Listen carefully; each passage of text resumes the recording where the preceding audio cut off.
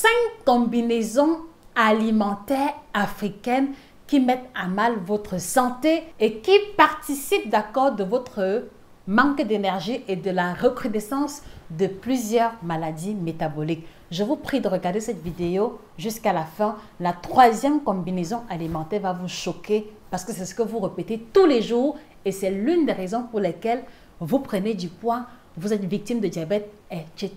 C'est en exclusivité sur Nutrition TV.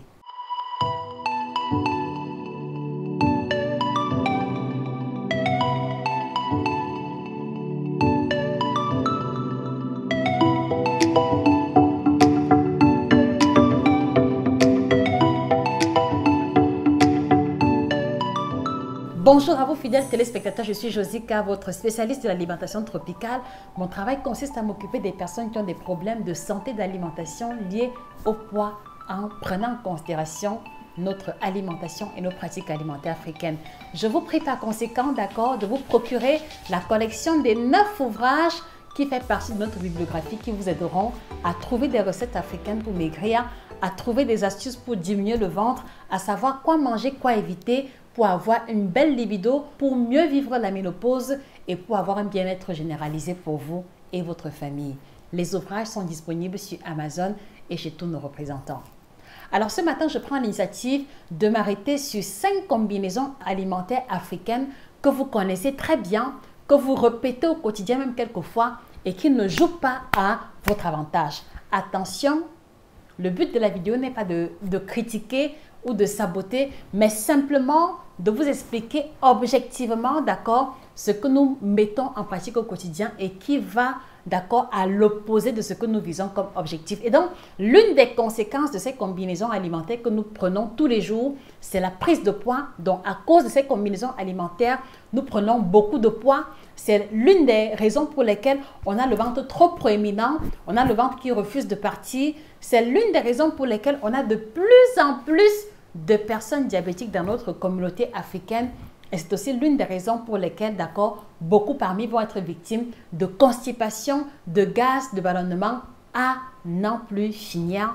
Donc, vous comprenez qu'il est très important pour vous de regarder cette vidéo jusqu'à la fin. Je vous prie par conséquent, très cher, d'accord, d'être les vecteurs de la bonne information en repartageant cette vidéo aux amis, aux connaissances, dans les groupes WhatsApp, Facebook de famille ou partout où on retrouve nos frères et sœurs africains afin que ce contenu puisse faire la différence sur leur quotidien. Je vous remercie à l'avance. Alors, la première combinaison choc, la première combinaison, d'accord, sur laquelle on doit mettre définitivement la croix, il s'agit du pain et des spaghettis. Les amis, écrivez en commentaire pain spaghetti. Écrivez en commentaire pain spaghetti. Je vous explique, d'accord? Alors, chaque fois que l'on veut se retrouver en train de manger équilibré, chaque fois que l'on veut diminuer le poids ou le ventre, il y a une notion fondamentale qui doit intervenir et à laquelle nous devons faire extrêmement attention. La notion en question, c'est la notion de l'équilibre alimentaire. Et l'équilibre alimentaire, pour faire simple, c'est faire intervenir dans ton alimentation les 4 groupes d'aliments qui existent, à savoir les glucides, les lipides, les vitamines, les sels minéraux et aussi un peu de l'eau pour qu'on soit à 5. D'accord? Et donc, l'objectif ici est de se retrouver à pouvoir avoir au moins 3 à 4 classes alimentaires représentées dans chacun de nos plats pour être certain qu'en répétant cela jour après jour, on est en train de manger équilibré.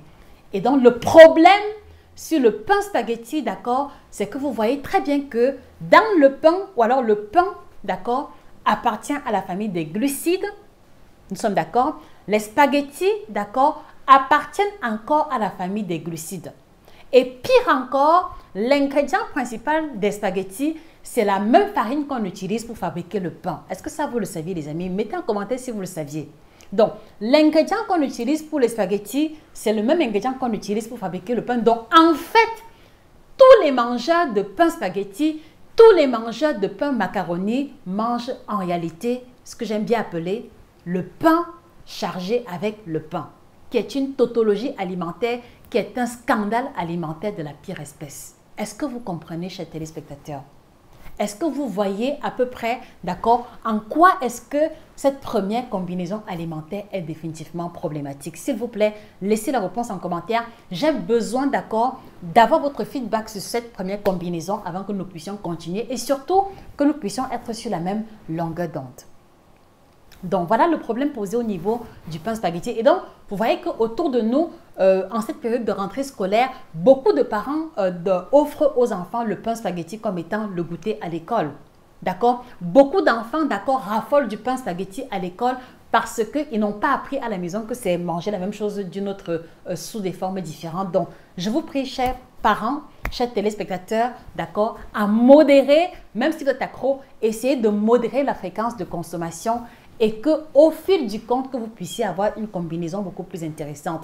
Et la combinaison qui serait beaucoup plus intéressante ici serait de manger le pain complet par excellence, ou le pain à la farine de plantain ou de macabo avec du haricot, d'accord? Qui, vous voyez très bien que le haricot va apporter des protéines, d'accord? Et le pain va apporter des glucides. On est déjà au moins à 2 classes alimentaires, ce qui est déjà un pas en avant. Ou alors, pour ceux qui le peuvent, vous pouvez également faire cuire la peau de bœuf, d'accord? Qui est très riche sur le plan nutritionnel, extrêmement bourré en protéines, d'accord, riche également en collagène, qui va être très intéressante sur la santé humaine parce qu'elle ne contient même pas de matière grasse que les viandes classiques. Donc, si vous pouvez acheter les peaux de bœuf, vous les faites cuire dans les épices et la sauce tomate. Voilà un élément qui peut être intéressant pour charger le pain le matin. Donc, voilà déjà pour la première combinaison alimentaire. Alors, les amis, la question que je vous pose, vous mangez le pain spaghetti combien de fois en une semaine? Vraiment, que chacun vienne confesser, d'accord? On n'est pas là pour juger, mais c'est important de se remettre en question chaque fois qu'on a une information nouvelle. Vous mangez le pain spaghetti combien de fois en une semaine? Laissez les réponses en commentaire. Et je profite de l'occasion pour vous informer qu'il y a cet ouvrage qui va vous aider à manger équilibré à la maison, à manger équilibré avec des plats africains. L'ouvrage, c'est Équilibre alimentaire à l'africaine, qui vous propose une idée de menu de la semaine, d'accord, à partir des plats africains pour le petit déjeuner, le repas de midi et du soir, et vous montrer comment vous en sortir avec même des budgets vraiment très limités. N'hésitez pas de vous le procurer sur Amazon et chez nos représentants. Il fera la différence dans votre alimentation et celle de votre famille. La deuxième combinaison, il va s'agir ici du riz spaghetti, du riz macaroni, du riz farfalle, bref, cette fâcheuse manière qu'on a d'associer le riz et les macaronis, un peu comme si les macaronis, voilà, appartenaient à une classe alimentaire différente. Alors, je le dis parce que moi, je vois dans beaucoup de ménages, d'accord, on fait cuire le riz blanc à part et on fait une petite sauce tomate. Et dans la sauce tomate, on va mettre par exemple 2 paquets de macaronis ou 2 paquets de spaghettis. Voilà. Et en fait, ce qui se passe, c'est qu'on sert le riz et on verse la sauce tomate macaroni dans le plat. En général, il y a un tout petit morceau de viande et il n'y a presque pas de légumes si ce n'est la tomate qu'on a utilisée pour la sauce. Et vous voyez que ceci n'est pas une combinaison alimentaire adéquate. Parfois également, je vais souvent le voir dans les bénétariats ou dans les cafétérias, d'accord? On sert également le riz avec les macaronis, un peu comme s'il s'agissait de 2 éléments différents. Donc, voici également une deuxième association alimentaire qu'il faut bannir définitivement de votre routine si vous visez pour objectif l'équilibre alimentaire et surtout si vous n'associez pas d'autres groupes alimentaires. Donc, qu'est-ce que cela veut dire? Cela veut dire que vous pouvez vous servir un peu de riz, un peu de macaroni, mais il faut que vous ajoutiez les légumes, il faut que vous ajoutiez les protéines qui peuvent être le poisson ou la viande ou les lentilles ou le haricot pour que l'équilibre soit parfait. Voilà un peu l'essence de mon propos. Donc, gardez toujours à l'esprit, les amis, que quand vous avez un plat devant vous, posez-vous toujours la question de savoir est-ce qu'il y a au moins 3 ou 4 classes alimentaires différentes représentées dans mon plat. Posez-vous toujours la question de savoir est-ce que ce plat que j'ai là contient les 4 principaux groupes alimentaires. Si tel n'est pas le cas, trouvez le moyen de rattraper, soit dans le plat que vous mangez ou un peu plus tard lors du prochain repas. Troisième combinaison alimentaire qui est scandaleuse, d'accord? Il va s'agir ici des beignets et de la bouillie, d'accord? Je sais que ça va faire tiquer, mais allons-y de façon objective, émotion mise de côté. Donc, dans beaucoup de bénétariats et dans plusieurs cultures africaines, on a tendance à associer les beignets de maïs ou des beignets de farine avec la bouillie de maïs ou la bouillie de mil, d'accord? Alors, fondamentalement, ça ne pose pas de problème si on les prend en passant ou si on les prend pour se faire plaisir, d'accord? Mais la nuance que je voudrais rajouter, c'est que si les beignets et la bouillie, d'accord, font partie de votre quotidien ou font partie de votre routine, d'accord, il est intéressant que vous compreniez en quoi est-ce que c'est un peu problématique. L'ingrédient principal des beignets farine, d'accord, c'est la farine de blé qui appartient aux glucides. L'ingrédient principal de la bouillie de maïs, qui est celle qui est la plus consommée, d'accord, c'est le maïs qui appartient à la famille des glucides. Donc, en réalité, les amis, quand vous associez beignets de 100 francs, bouillie de 50, vous êtes en train de manger juste un groupe alimentaire ou alors deux parce qu'il y a l'huile de friture des beignets qui intervient. Donc, juste deux groupes alimentaires. Et si vous prenez cette combinaison en guise de petit déjeuner, d'accord, vous voyez qu'il n'y a pas de protéines, donc vous allez avoir faim quelques heures plus tard. Et il n'y a pas de vitamines et de sels minéraux. Donc également, vous allez vous retrouver, vous risquez d'expérimenter le manque de concentration ou alors des trous de mémoire si votre travail a à faire avec l'intellect.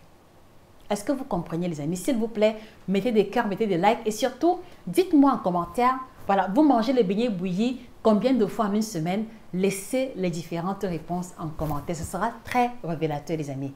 Donc, ici également, comme je vous le disais tantôt, le but n'est pas d'interdire. Mais maintenant, si vous tenez absolument à manger les beignets et la bouillie, d'accord, vous faites la bouillie de maïs, mais rajoutez à l'intérieur ou un peu de pâte d'arachide qui va apporter les protéines et les lipides, ou un peu de soja, ou, d'accord, une autre graine oléagineuse de votre choix, d'accord. Ou alors également, vous pouvez rajouter dans votre bouillie la poudre de baobab qui va apporter beaucoup de sels minéraux et de vitamines, ou la poudre de moringa.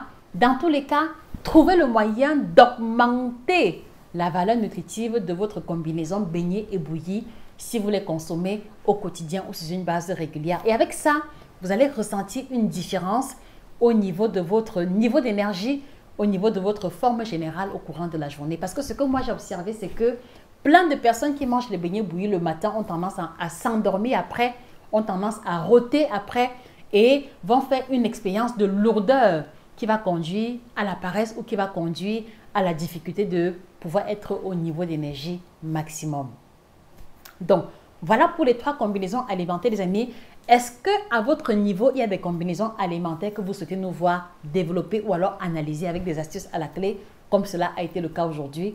Si oui, faites-nous des suggestions en commentaire. Nous aborderons les autres combinaisons un peu plus tard. Donc, voilà ce que je tenais à mettre en lumière, les amis. Donc, essayez de tirer le positif dans ce qui était proposé. Et surtout, dites-vous que même avec un budget limité, on peut faire beaucoup mieux. D'accord? Il suffit juste d'être stratégique. Il suffit, par exemple, comme je l'ai dit, d'utiliser la peau de bœuf ou le haricot quand on fait le spaghetti sauté ou alors quand on veut manger le pain. D'accord? Il suffit simplement de rajouter la poudre de moringa, la poudre de baobab qu'on trouve très moins cher en Afrique dans la bouillie si on veut manger les beignets bouillis. Et il suffit simplement de trouver une autre combinaison au riz quand on l'a cuisiné, soit avec la sauce d'arachide, soit avec la sauce tomate qui contient des légumes et de la viande ou du poisson pour que l'équilibre soit définitivement au rendez-vous. C'était Josika, votre spécialiste de l'alimentation tropicale. Allez-y, vous procurez la collection d'ouvrages pour aller beaucoup plus loin et bénéficier des recettes que nous mettons à l'intérieur pour pouvoir vous aider à manger beaucoup plus sainement. Et n'oubliez pas de vous procurer la gamme des différents produits et ainsi que le dernier ouvrage de la collection, le guide nutritionnel du diabétique. Sur ce, je vous souhaite de passer une excellente journée en compagnie du kit détox bio by Josika. Excellente journée à vous. Merci de repartager la vidéo. Merci de mettre des cœurs et des likes pour nous soutenir. Excellente journée et que le bien-être nous accompagne définitivement. Au revoir.